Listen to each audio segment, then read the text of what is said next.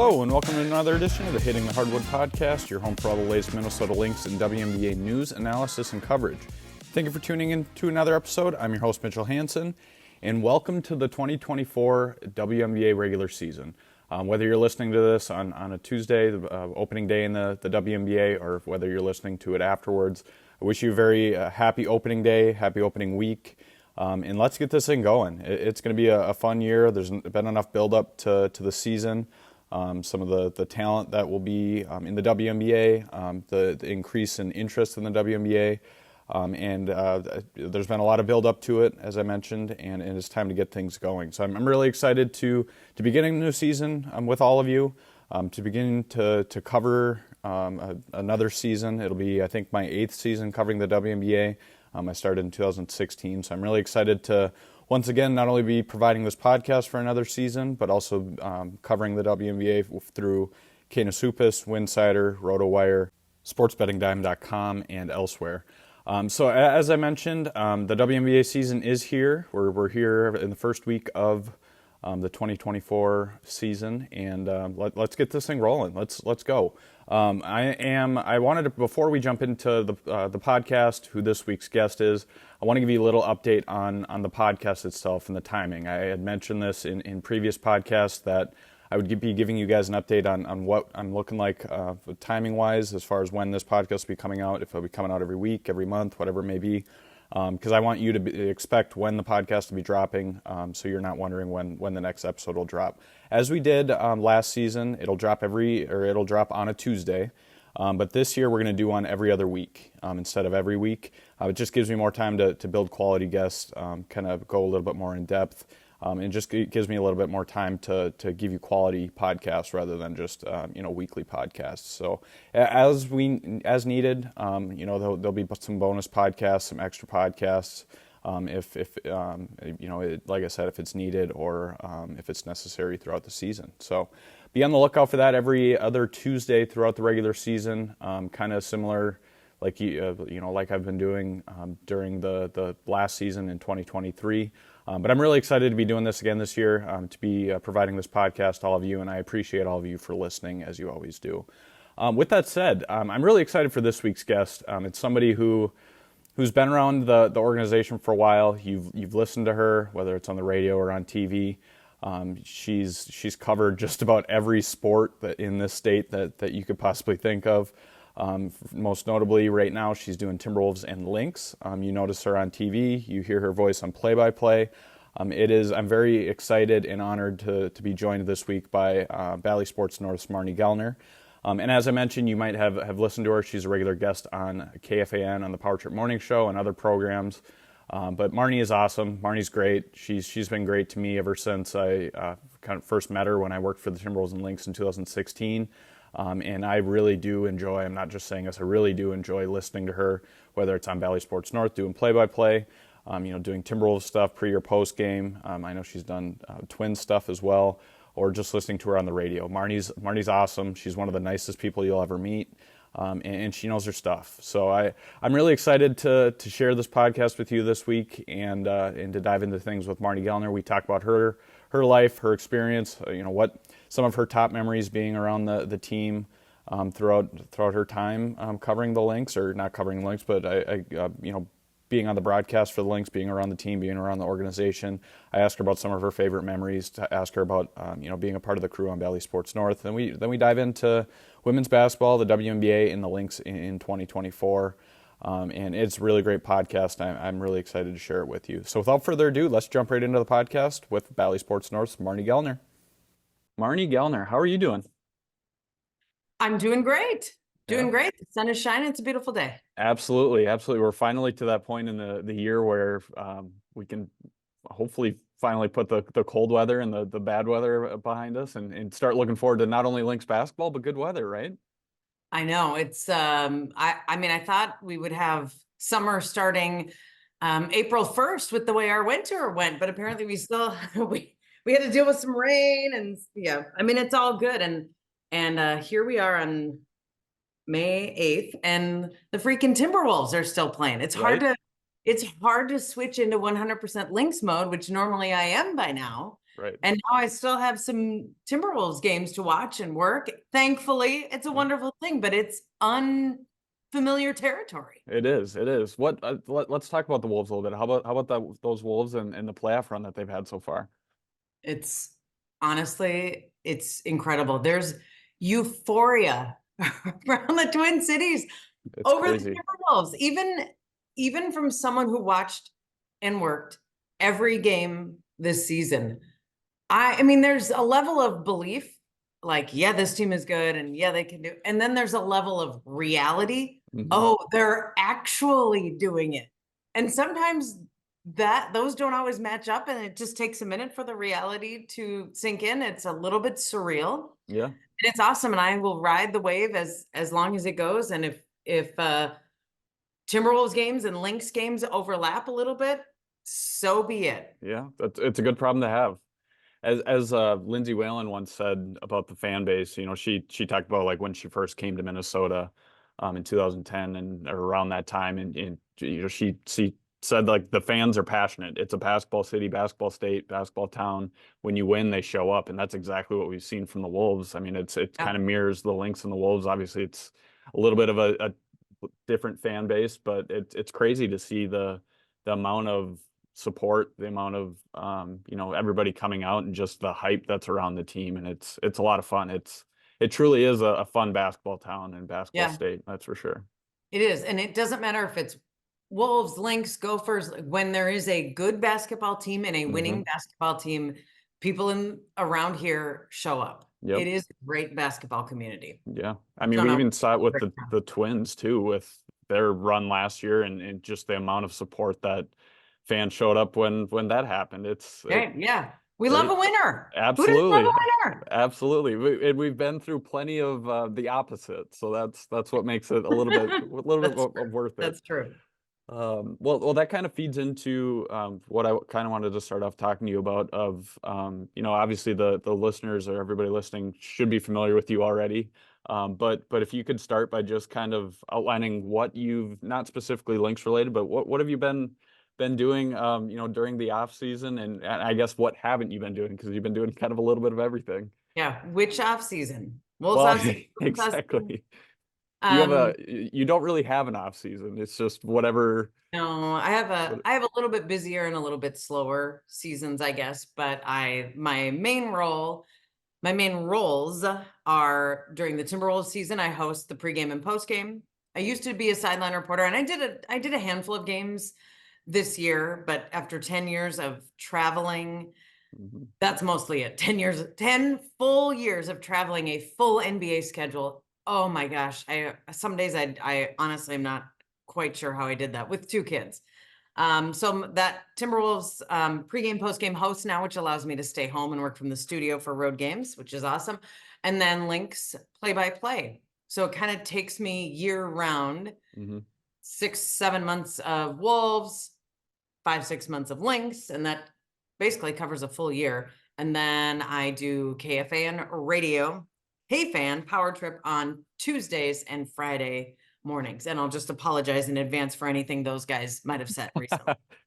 I I do usually listen every morning, so that's whatever you're on. It's definitely an entertaining day, and those guys are so entertaining to listen to, and it's a good way to start the day because it's a lot of laughs and a lot of positivity, which is Yeah, fun. But we can all use more of both.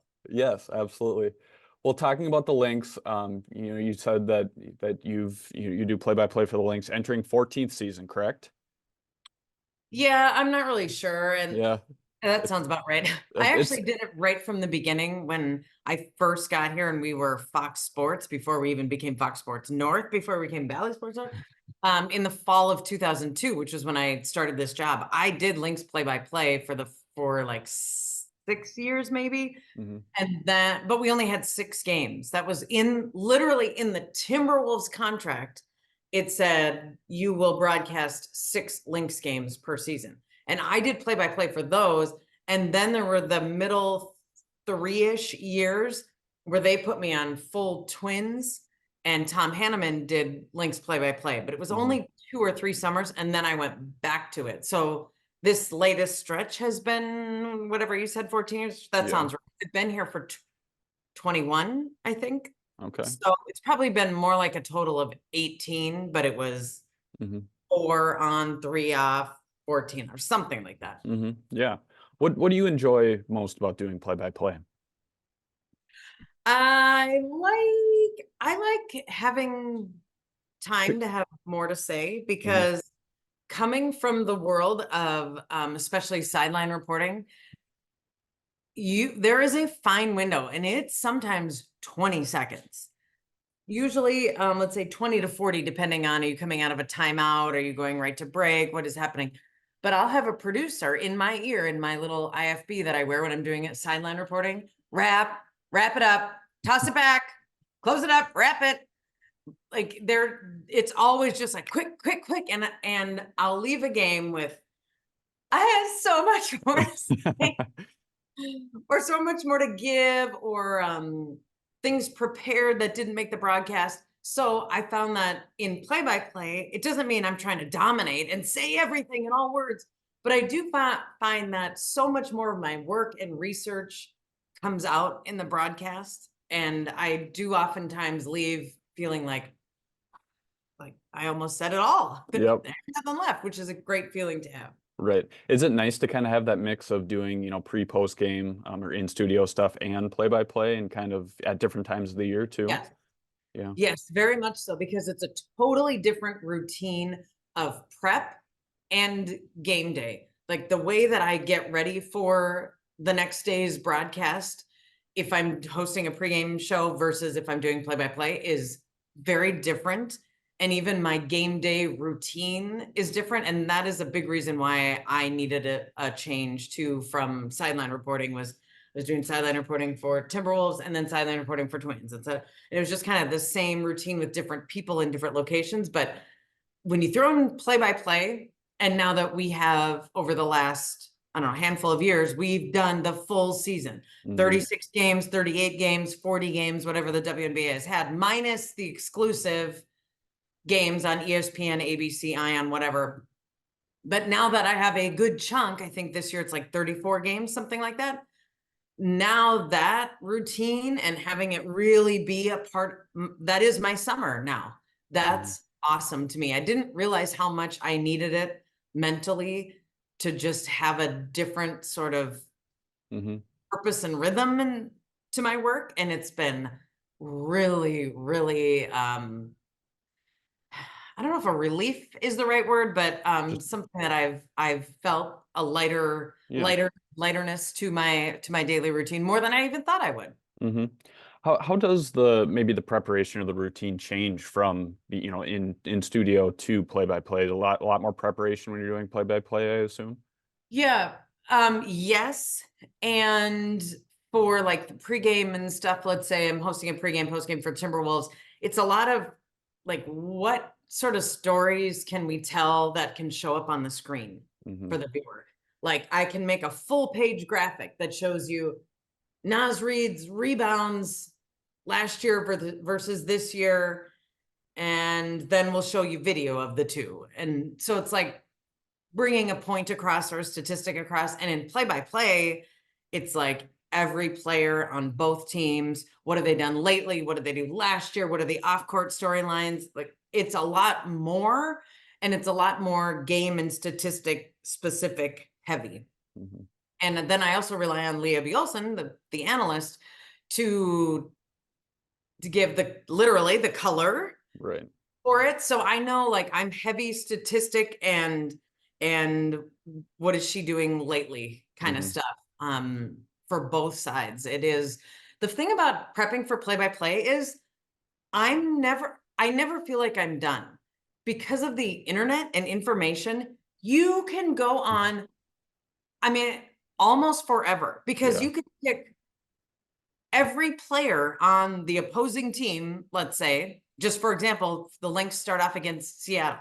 So I'm going down the line. Obviously, I'm going to know the starters well. I'm going to know the rotation players well. But if I wanted to, I could also just Google their name and start reading articles about anything, something they did in college, a housing project they were part of helping build in their old neighborhood. And you could be the last person on the bench, and I would still be knee deep in information.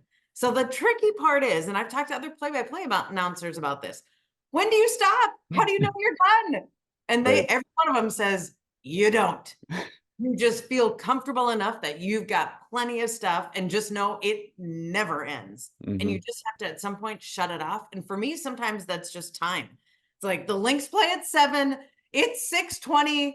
I'm going to shut my laptop because I just found another article on something that the backup wing did 3 years ago. Yeah. And at some point it's like, okay, well, I don't have time to read it. So that Right. means it's time to shut down. And that's not even, taking into account the coaching stories or maybe there's a connection Oh, between the coaches in Minnesota and Seattle or whatever. yes. That's an Or endless. a GM, a front Yep. office person, a Renee Montgomery in Atlanta. Mm-hmm. Now I'm down an hour for that. And Yep. yes, it's just the storylines because there is so much connection in the WNBA too. Exactly. A lot of things are connected back to the Minnesota Lynx, even on the opposition. So yeah, it just, man, information is everywhere and it's hard to know when to stop. But at some point, you gotta stop. Yep. Yep. Well, you talked about Leah B. Olson. What do you enjoy about working with or alongside her, and as well as Sloan Martin as part of the Bally crew that have been doing the games for the last 2 years now? Well, first of all, they're terrible people. And no, they are great human beings.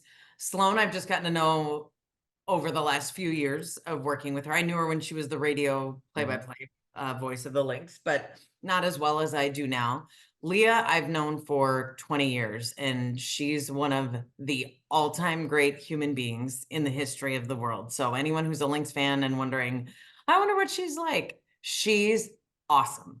Super nice, funny, generous, talented. I mean, if she could be better looking, I guess. I mean, she just the whole package. She is, they both are, Sloan and Leah, so easy to work with because we'll go, if let's say the Lynx play a home game, we go to shoot around that morning. Usually it starts at 10 and ends at 11. And we will sit together and we'll kind of, depending on Cheryl's mood, be real quiet. But we'll point out things, or this is a storyline for tonight, or did you notice this, or did you read this about? And it's sort of we're watching shoot around and we're collectively talking about the broadcast for that night, or doing, maybe someone will open their laptop and be like, oh, did you see this stat? Or it's a collective, we work really well together. I think that's such a wonderful, wonderful mix when you, in any job, people you like, and you work well together. I mean, that's gold. And we have it. I think we're lucky enough to have it on the Timberwolves side as well, because we have some wonderful people working there. But Leah and Sloan, top-notch human beings, very good at their jobs. I mean, Sloan Martin is our sideline reporter for Lynx basketball.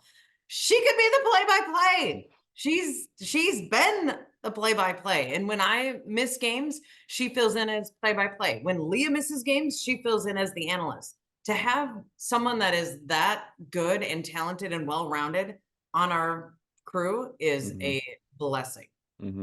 It's got to be nice too with just, even if you're, kind of ad-libbing or kind of going off the cuff during a broadcast, to have somebody like Leah that you guys have such a good relationship already, not only outside of the broadcast, but your relationship during broadcast, to have that to kind of like I said, go off the cuff if need be. Is that the case with her, and just kind of that relationship that you guys have?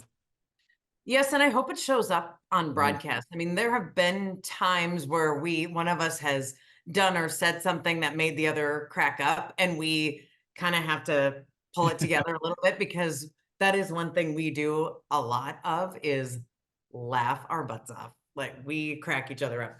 I was with Leah yesterday because she wanted to look at some jewelry, and I know someone who owns this store, and I was like, well, just meet me there. So then we sat outside and had coffee, and we talked for like an hour afterwards.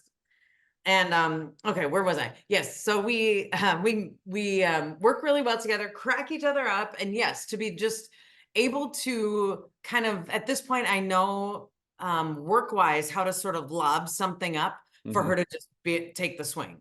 And it's sort of me teeing her up for her analysis, and vice versa like we kind of have that rhythm of I'm talking, now you're talking, now, and not stepping on each other. And I guess when you work long enough together and you're friends and have the mutual respect and admiration, that stuff comes pretty naturally. And I would like to think that we have it at this point. Yeah. Well, I know other people feel the same way, but I just have to say I mean, your guys it does come across in the broadcast, and you guys do a phenomenal job, all three of you, in providing that the broadcast and the coverage and all that stuff. So it's been great to follow along, and I would have to, or I guess I just have to say I would like to watch you guys more, instead of, maybe being at the games or whatever, but that's the only downside of it. But when I do get to watch it, it's a blast to watch you guys and listen to you guys. So thank you for all of your coverage. Thank you. You kind of mentioned, being around the team for a while and just kind of having different roles, I guess, kind of dealing with different people. When it comes to the players and the personalities that you've dealt with throughout your time with the Lynx, do you have any standouts, whether it's coaches, players, front office, whatever it may be? Oh, I mean, how much time do we have? Yeah, we have been lucky enough to have some incredible basketball players, incredible human beings come through here. I mean, I have a friendship with Lindsay Whalen, and I mean, she probably stands out at the top of the list because she's still around, and she's someone I got to work with on some Timberwolves broadcasts as she tried in retirement. And so just like someone you like to hang out with and maybe go over to her house after a game and have a glass of wine on her patio, which I did. Awesome, legendary, just all-time great human and basketball players. And Rebecca Brunson, currently on the coaching staff, one of my dear friends that I also have the privilege of working with in the winter and in the other part of my job. A 5-time WNBA champ and all-time wonderful human being like this. The list of players that are like that, your Maya Moore and Simone Augustus. Of course, you start at the top of the basketball chart for these guys, but I mean, Sylvia Fowles is one of the nicest human beings I've ever met in my life. Oh, and she's a Hall of Fame basketball player too. That's right. Right. Just kudos to Cheryl Reeve and people who have brought in awesome basketball players and awesome humans. Like it's a real joy to be connected to that team. One of my all-time favorite players just left in Rachel Bannum. But if you want to laugh and be amused and entertained at all times, hang out with Rachel Bannum for a couple minutes. Katie Smith, still on the coaching staff, but when she played, I mean, what a work of art she was on the basketball court. I mentioned Renee Montgomery, who's now in ownership with the Atlanta Dream. And I watch on CBS Sports doing studio work for NCAA basketball. Like, what a freaking talent and wonderfully nice person. She's awesome on that, by the way. She's a great analyst. Really good. Yeah. She makes me want to go play when I'm listening to her, and I don't play anymore. I just cover it. I don't play. I'm not good enough to play. Not just but to your point too, like that, and every GM or every front office always says this, they want to bring good basketball players, but good people. And I would say the Lynx, they live up to that. They truly do that, where it's not just what you can do on the court, but off the court. And that's something that we've seen. I mean, you mentioned the 5 from the dynasty era, like those are the examples, and they're great people, but even better basketball players, and or kind of vice versa. They're great basketball players, but even better people. And that's something that is unique about specifically the Lynx. And the other thing too that's nice about the WNBA and especially the Lynx is you have that connection. It's almost unlike anything else or any other league that I've personally experienced, with just the connection between the players in the media, or that connection that you do have. You kind of connected on or with them on more of a personal level, it seems like, than maybe any other sport. which I think that's one of the most interesting and intriguing parts about covering the WNBA, or just kind of being around the WNBA, is you have that access, which Yeah, is right. nice. But when it comes to, I'm gonna stick to the all-time favorites for you. Do you have an all-time favorite memory of your time, whether that's, a game, a season, maybe as a moment with a player, anything like that that comes to mind? The I guess the first one that just pops off in my head is the 2017 championship, Hmm. because it was at Williams Arena, because Target Center was undergoing renovations and a lot of the regular season games were played at XL Energy Center Hmm. that year. It was just a weird year. And um, I went to the championship game at Williams Arena with my daughter, who was 7 years old at the time. And we were sitting in the upper level, but front row. So we kind of were leaning on the railing type of thing. And I just remember her being so into it. And it happened to be my birthday. And so it was just, and she got out of school and it was late. And so she went to school late the next day or whatever. It was just a big deal.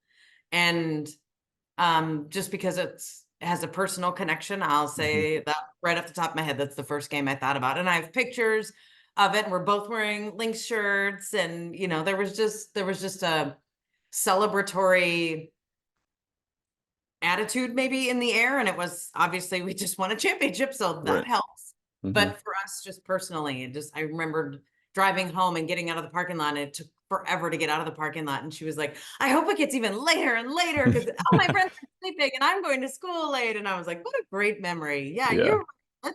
Let's sit here on a Wednesday or whatever it was. It's Hmm. 10:30 at night and we don't care. Yeah.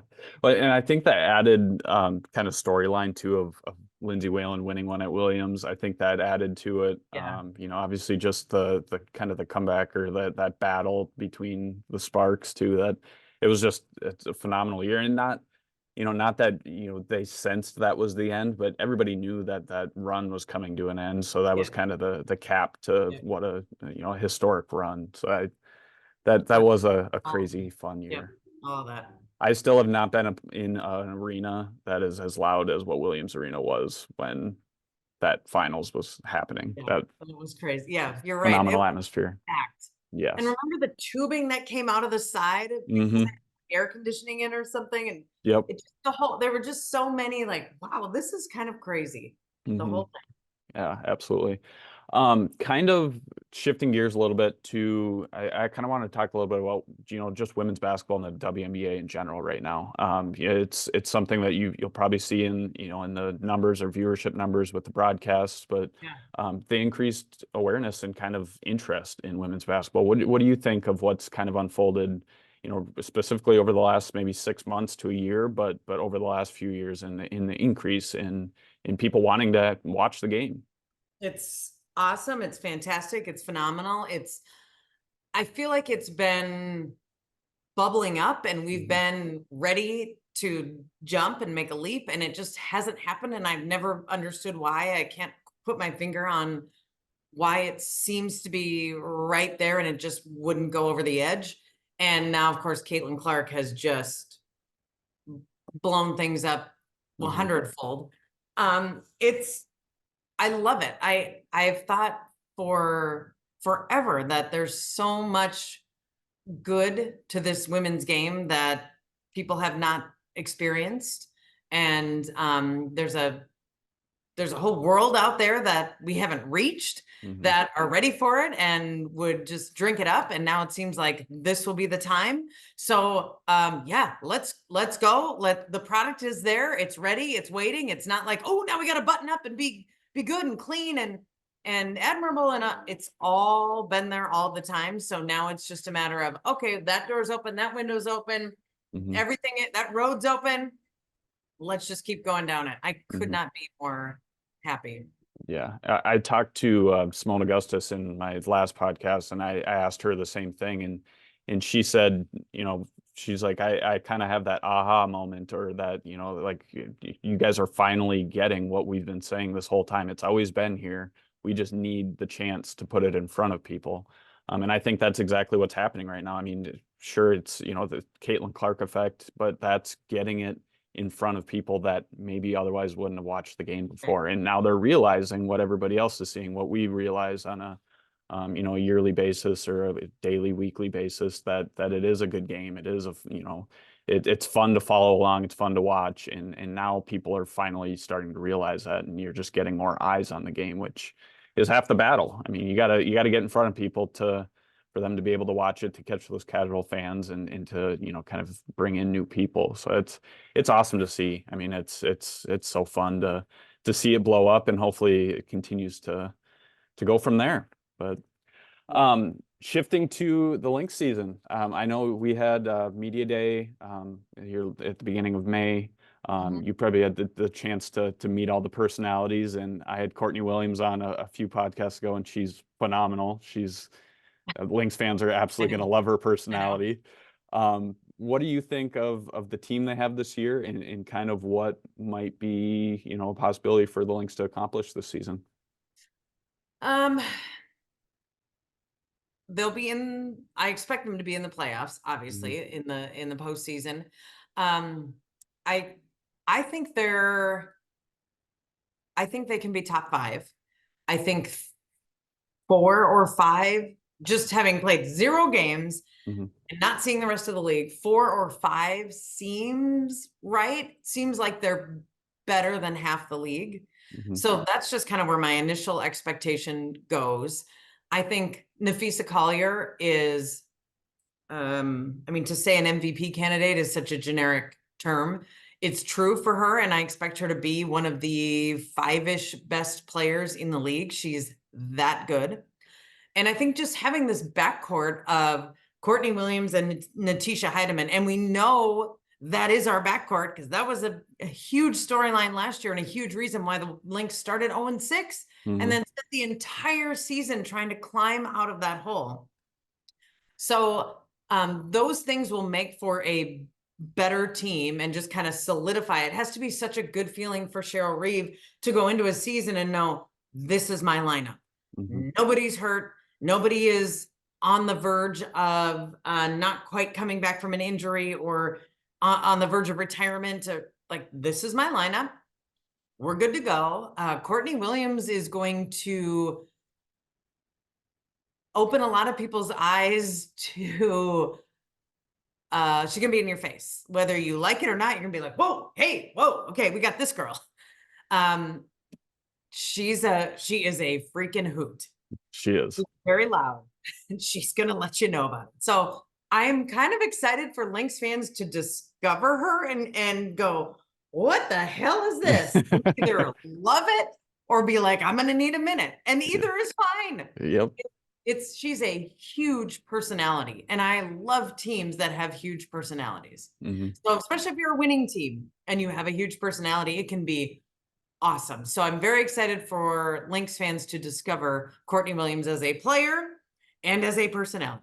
Yeah. When I had her on the podcast, like, I hadn't met her before that. And she gets on the Zoom with me, and we start chatting, and she goes, "What's up? How we doing? What are we talking about?" I'm like, "Oh, this is how we're going. This is what we're doing." But she's awesome. The one question I do have is, are we going to get a similar Marney Gellner, Sylvia Fowles rap with Courtney Williams? I mean, that's such a Syl thing. It is. She would beatbox and I'd freestyle, and I don't think anybody wants to see any more. So the answer, Mitchell, is no. Well, we'll have to get Syl maybe during the Maya Moore jersey retirement. Maybe we could do a reenactment of that, right? I'd be fine with that. Yeah, sure. I'd be fine with that. Well, cool. Well, Marney, I really appreciate you joining. I appreciate you taking the time to chat about the Lynx and you and the upcoming season. And we'll see you down at Target Center, and we'll see you throughout the summer. So I really appreciate it. Sounds great. Thank you so much. Thanks for having me and waiting for me to be available. And I think this is going to be a great Lynx season. I look forward to you and your coverage and your podcast. And I hope to see everyone at Target Center this summer. It's going to be a fun one. Absolutely. Talk soon, Marnie. Thank you. Okay, thanks, Mitchell. See you.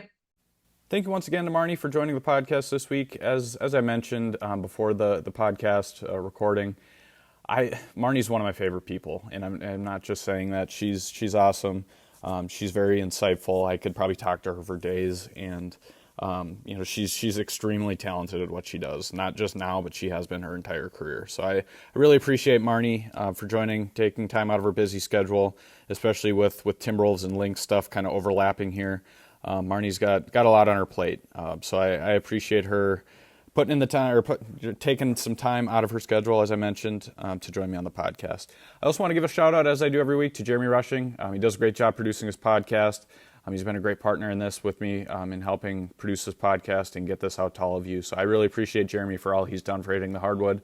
I don't know if I've necessarily said this, but Jeremy is somebody who kind of helped spark the idea of Hitting the Hardwood and me starting this podcast.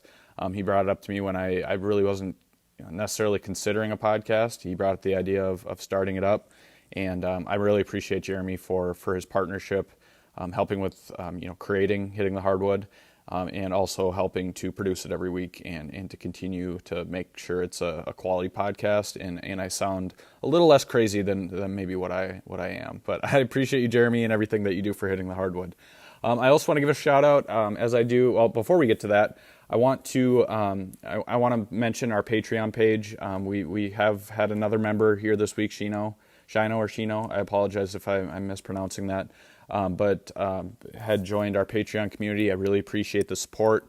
You can check out our Patreon page, patreon.com/Hitting the Hardwood. There's where you'll get all of the content you really need. You'll get a weekly newsletter. You'll get exclusive news that I don't give anywhere else. And you get you get bonus coverage, as I mentioned. You get early access to podcasts. You get discounts at our Hitting the Hardwood store. And much more. So I really appreciate if you could go check that out. Go check out our Patreon page. Try free trial. Test it out. If you like it, maybe consider signing up for one of the membership tiers. Anything that you can do to support Hitting the Hardwood, I really appreciate it. It helps ensure the longevity and the quality of this podcast, and ensure that it stays running for not only the 2024 season, but beyond. And now, as I started a little bit ago, I want to give a shout out to our two partners. If you know somebody, maybe it's you that want to partner with Hitting the Hardwood, we can talk various options, from little partnerships to bigger partnerships. Please give us an email. Send me a DM on Twitter at m_Hansen13 or DM Hitting the Hardwood at Hitting Hardwood, or you can email us at hittingthehardwood@gmail.com. Love to chat. I'd love to, just see what's a possibility, what we can both do to help support each other, and help support women's basketball, help support the WNBA, and help support the Minnesota Lynx. So feel free to reach out. And with that said, two of our partners who have been partners and sponsors of Hitting the Hardwood and Lynx basketball and women's basketball in general, the WNBA, have been Homage and Better Edge. Better Edge, for starters, that platform is honestly my favorite platform, betting platform that I've used and I still use to this day. BetterEdge.com, BETTOR-Edge.com. You can go check them out. If you are a first-time user, go check or visit BetterEdge.com/Lynx. Use the promo code Lynx, LYNX. You get a $20 in free play to start. So if that's persuasion enough, you'll love the betting. If you like betting on sports, you like doing pick'em leagues, like betting against friends, whatever it may be. It doesn't even have to be the WNBA. It can be any sport that you want. They have everything on there, including the WNBA, which is why I enjoy it so much.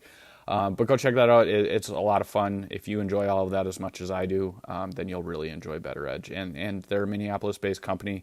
Greg, who I have been dealing with at Better Edge, he's awesome. The rest of the guys there are really awesome. I can't recommend them enough. They've been great to me, and they've been great to Hitting the Hardwood as well.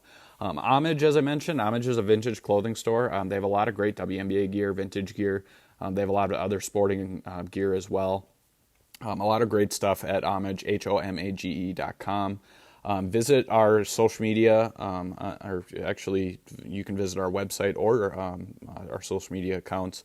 And there's two specialty links. I'm specifically talking about the website, you'll see on there's two URLs that if you click on and you buy anything through Homage, it doesn't cost you anymore. It doesn't cost anybody anymore. But a percentage, if you buy something through that link, a percentage of that comes back to support Hitting the Hardwood. So go check them out. Please go check or visit those links. And if you do purchase something, I really appreciate the support of Hitting the Hardwood.